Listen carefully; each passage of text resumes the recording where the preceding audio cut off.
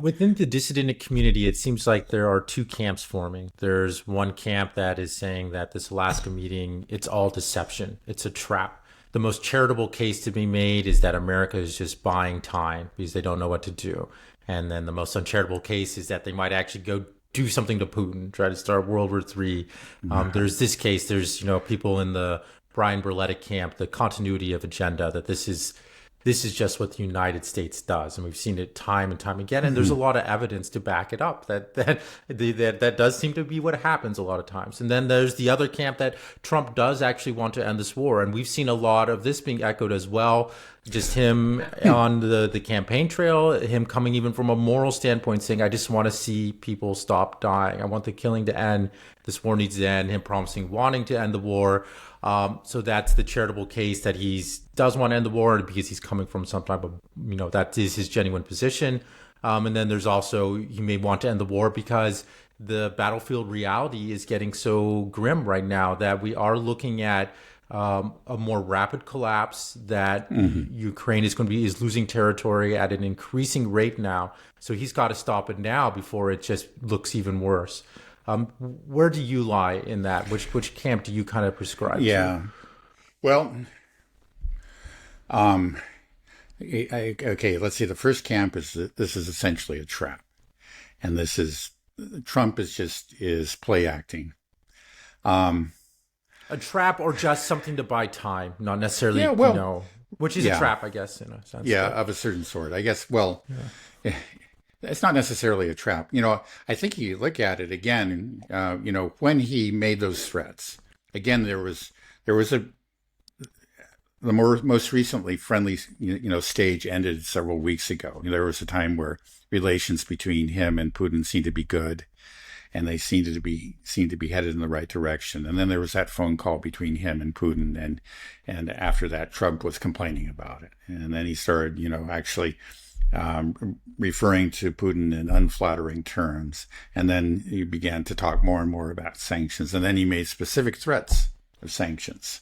It was going to be 100%. Initially, it was going to be 50 days, and that would be September 2nd. And then he moved it up, and he moved it up again. And then it was August 8th. And it was shortly before August 8th that they agreed to reach the summit.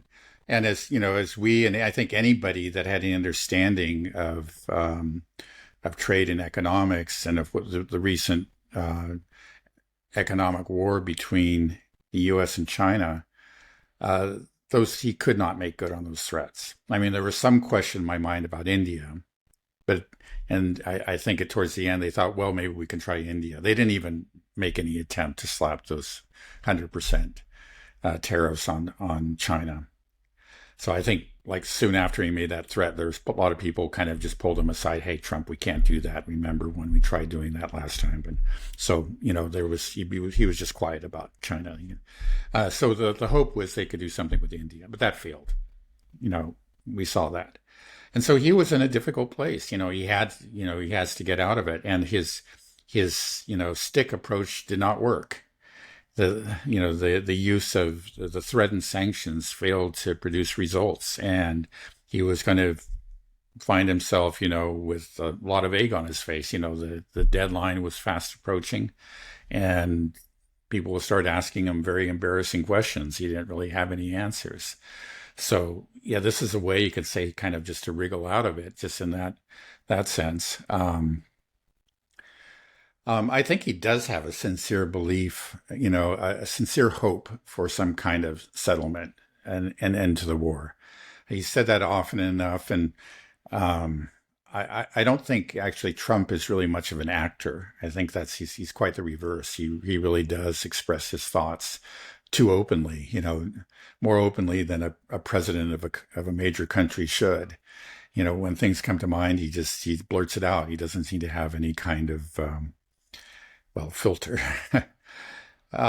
So I think he's sincere. He has his hope, but it's like I've pointed out, the problem is he just doesn't have the understanding, the commitment, the team under him, to realize that hope. He just doesn't have it. So I think he is going there with some sort of hope of settling this, that this isn't some sort of trap. Now, it may look like a trap when it's all over, because it will fail. Uh, um, You sure if he it was, will? yeah, I mean, he's not going to, there's not going to be any settlement to this war. The war will go on.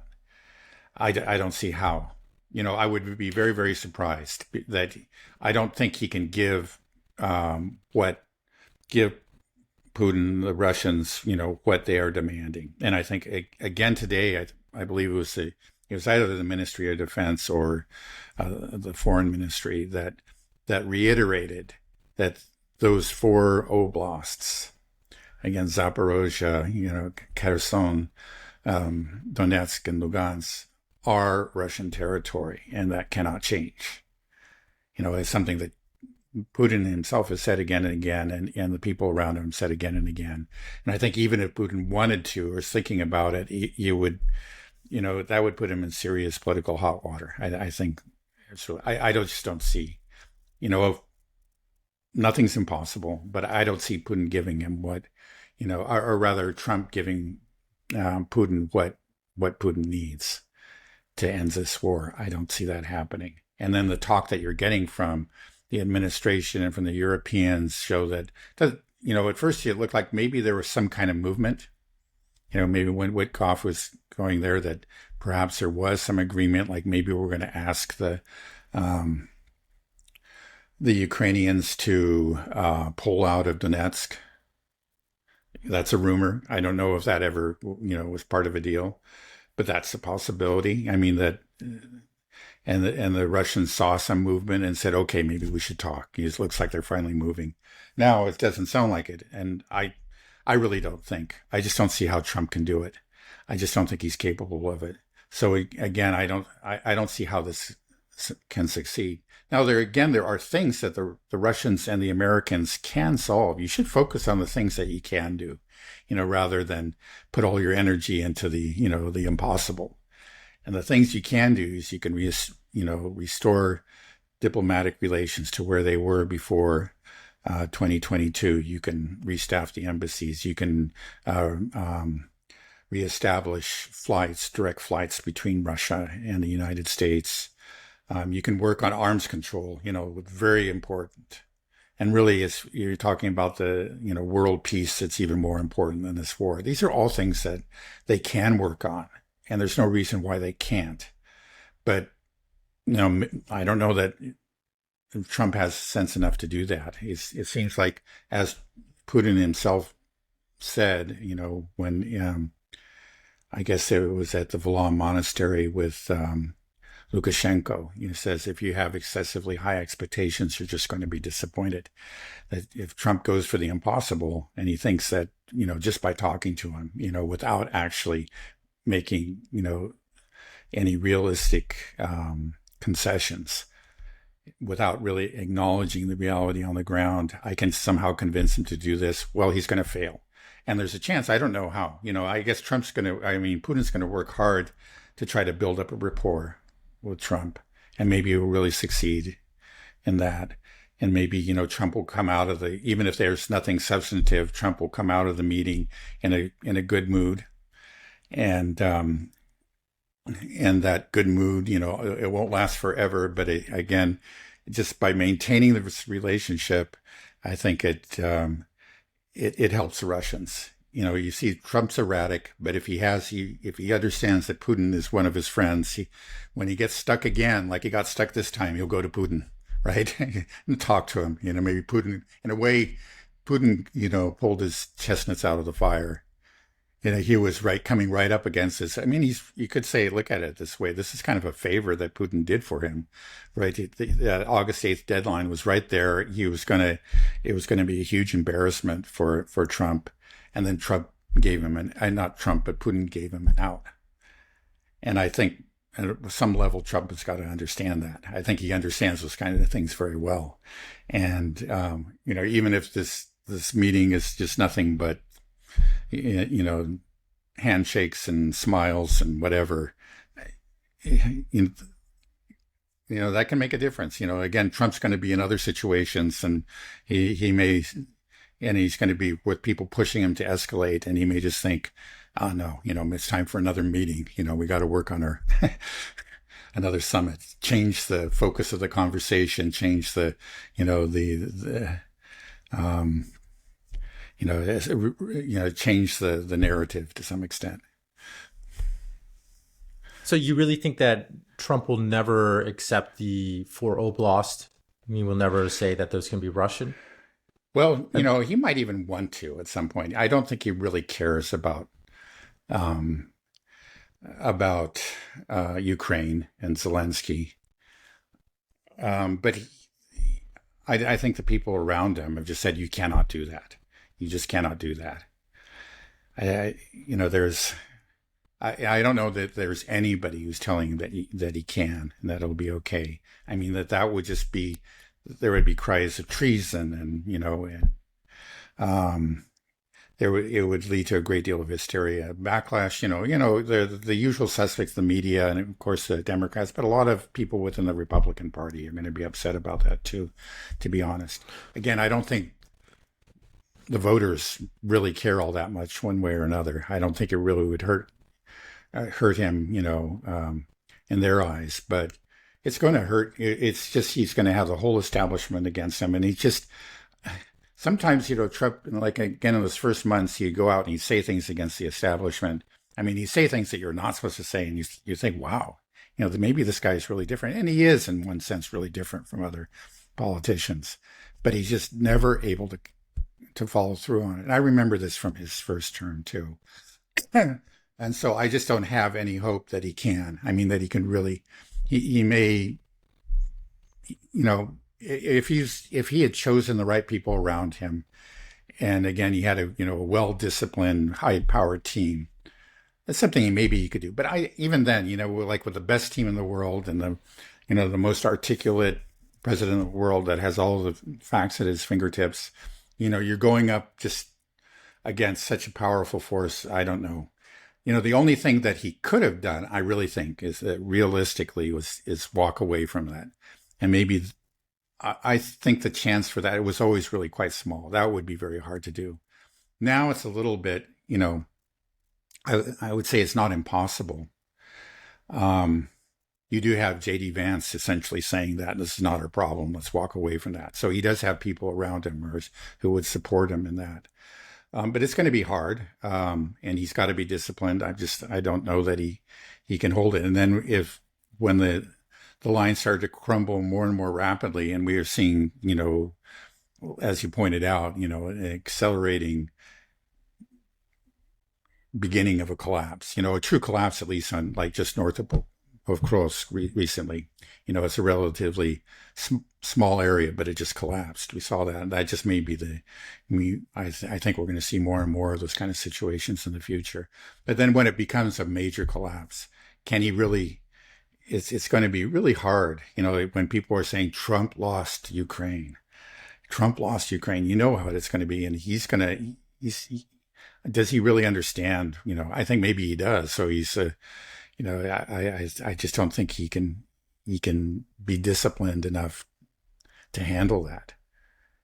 Again, the time to have done that would have been early. It's not impossible now, but it's nearly impossible now. But there is a fact, that actually we are running out of arms.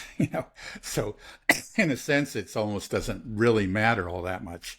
We can continue to provide them with a certain amount of arms, just drawing from monthly production. But it's not nearly enough. It's clear.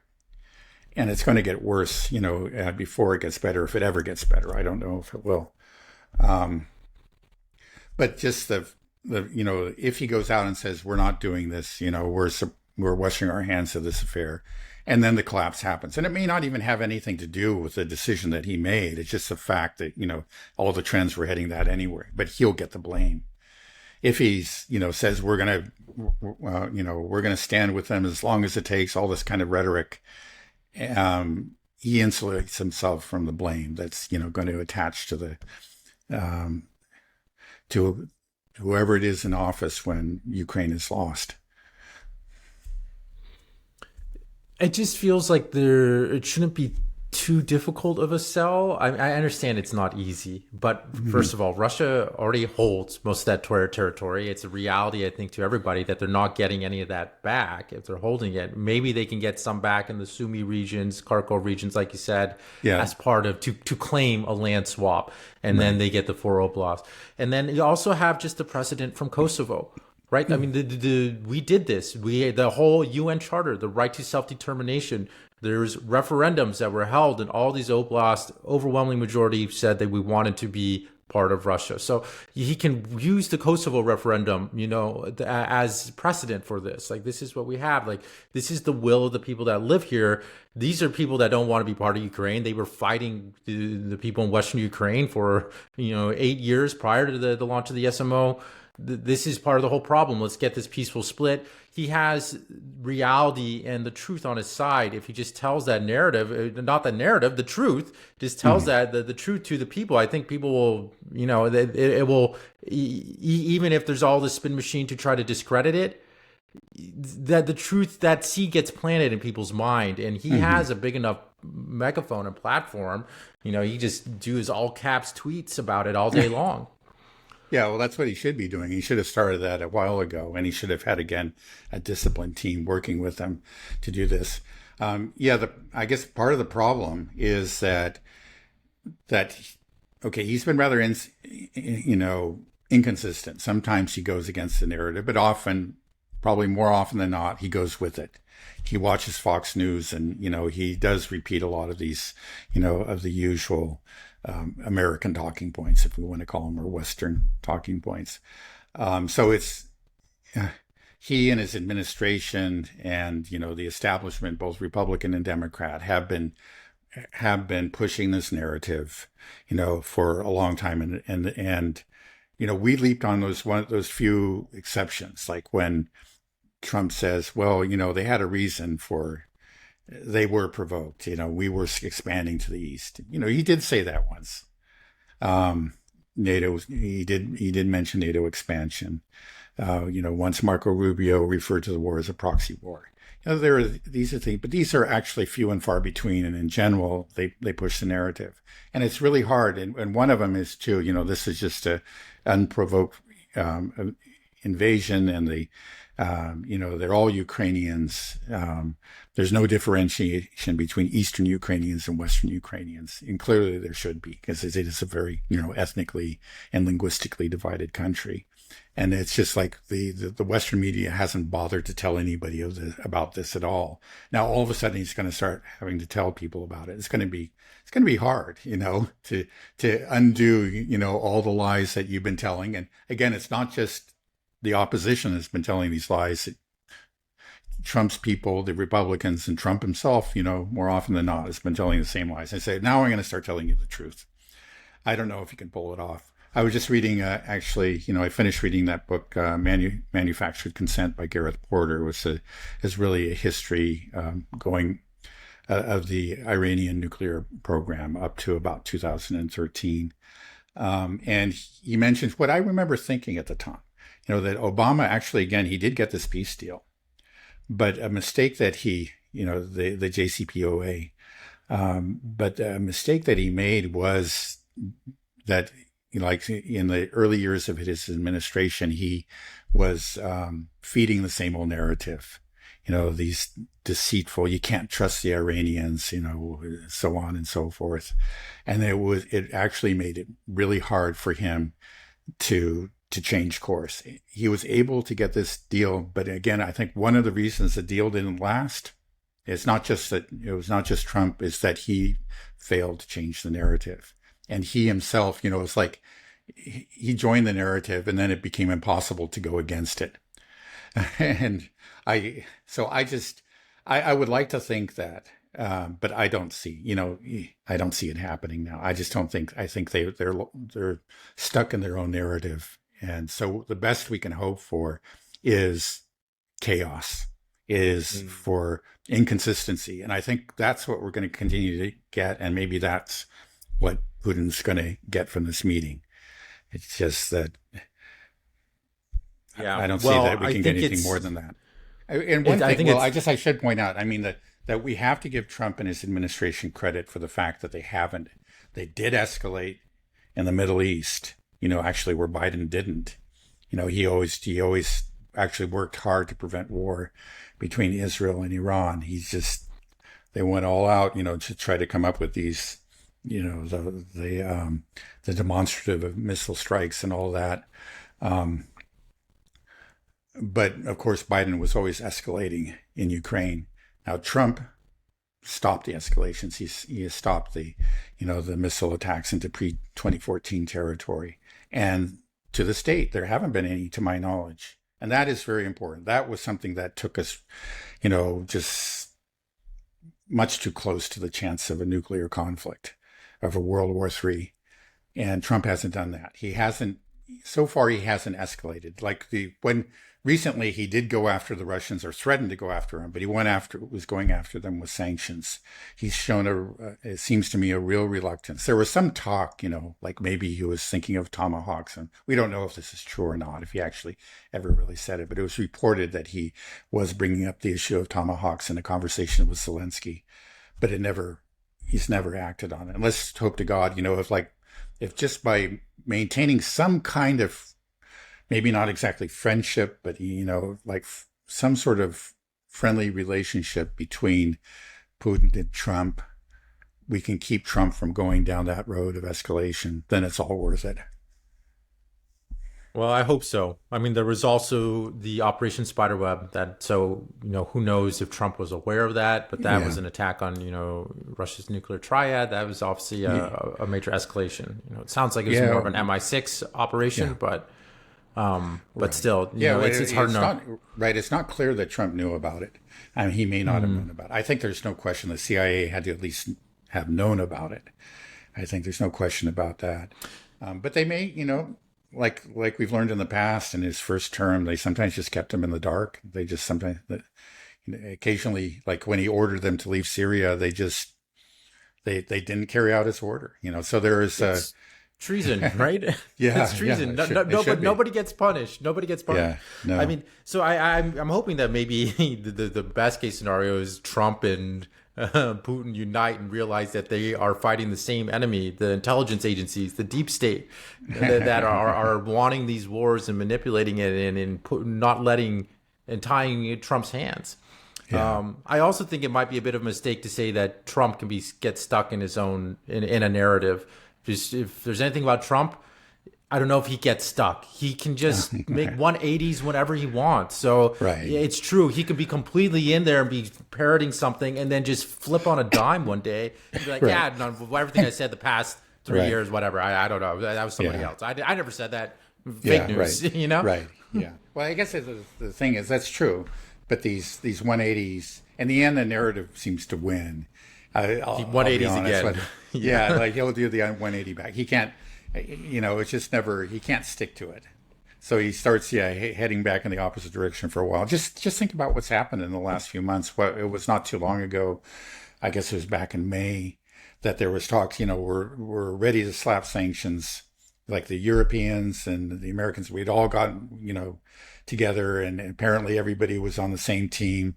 And then Putin had that midnight conference on a weekend and, put forward the idea of having direct negotiations with the Ukrainians. And then immediately Trump responded, and you could see like the utter disbelief on the face of people like Mertz and so on. Like they thought they had worked this all out. And then Trump was just over there. Yeah, let's go talk to Putin. And so we had this kind of a 180 right there. And then we had the meeting.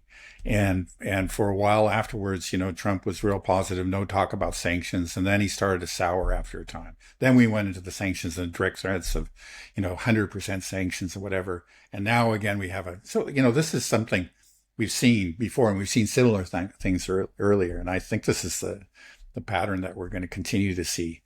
I think it suggests, like, if Trump, had his druthers, he probably would just make a deal with the Russians. But he has everybody against him, and he just, again, like the most effective president ever, would would have a monumental battle, really changing the U.S. foreign policy vis-a-vis Russia. And I think in any case, Trump is just not that person. He's just not, he does very well in certain kinds of settings, but I just don't think he has the let's say the personality, the intellectual rigor and so on and so forth that are necessary to fight these forces. And so the narrative, though, yeah, he's not, you're right to say that he's stuck in the narrative. It's not right. He actually pops out of the narrative every once in a while, much to the dismay of the people around him.